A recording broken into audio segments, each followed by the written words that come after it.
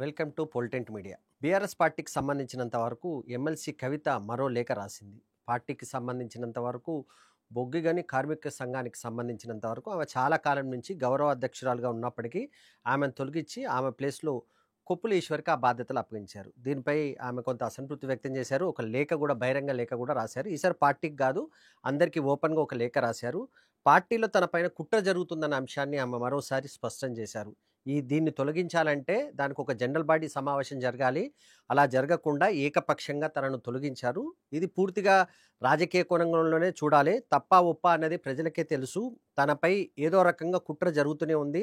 గతంలో కూడా నేను ఒక లేఖ రాస్తే దాన్ని లీక్ చేశారు. దాని వెనుక కూడా కుట్ర ఉంది. ఇప్పుడు కూడా తనను ఈ పదవి నుంచి తొలగించడానికి సంబంధించి ఒక పెద్ద కుట్రనే జరుగుతుందని చెప్పేసి ఆమె లేఖలో పేర్కొన్నారు. ఎవరు కుట్రదారులు అనే అంశాన్ని ప్రస్తావించకుండా పరోక్షంగా మాత్రం పార్టీ వర్కింగ్ ప్రెసిడెంట్ కేటీఆర్ వైపే ఆమె మొత్తం కామెంట్స్ చేసినట్టుగా మనకు కనిపిస్తుంది. అయితే తాను ఆ పదవి నుంచి తనను తొలగించినప్పటికీ కార్మికుల వెంటనే ఉంటాను, ఖచ్చితంగా కార్మికుల పోరాటానికి సంబంధించి తాను మద్దతు ఇస్తానని చెప్పేసి ఆమె ప్రకటించారు. మొత్తానికి బీఆర్ఎస్ లో కవిత ఎపిసోడ్ కి సంబంధించి ఎండ్ ఇంకా పడలేదు, ఎండ్ కార్డు పడలేదు.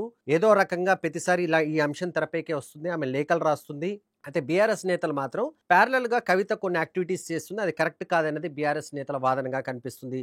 బీసీ రిజర్వేషన్ల అంశం కానీ ఇతర అంశాలకు సంబంధించి పార్టీ ఒకవైపు కార్యక్రమాలు చేపడుతుంటే కవిత కూడా మరోవైపు కార్యక్రమాలు చేపట్టడం వల్ల కొంత గందరగోళం అవుతుందన్న అభిప్రాయంతో పార్టీ ఉన్నట్టుగా తెలుస్తుంది. ఈ నేపథ్యంలోనే కేసీఆర్ తో పూర్తి డైరెక్షన్ తీసుకున్న తర్వాతనే కవితకు కార్మిక సంఘానికి, సింగరేణి కార్మిక సంఘం అనేది తెలంగాణకు సంబంధించినంత వరకు చాలా కీలకమైంది. దాదాపు 2-3 జిల్లాల్లో రాజకీయంగా కూడా ప్రభావం చూపుతుంది కనుక సింగరేణికి కవితను దూరం చేయాలనే ఉద్దేశంతోనే ఈ నిర్ణయం తీసుకున్నట్టుగా తెలుస్తుంది. మరి కవిత ప్రస్తుతం అమెరికా పర్యటనలో ఉన్నారు. ఆమె వచ్చిన తర్వాత ఈ అంశానికి సంబంధించి ఒక నిర్ణయం తీసుకునే అవకాశం ఉంది.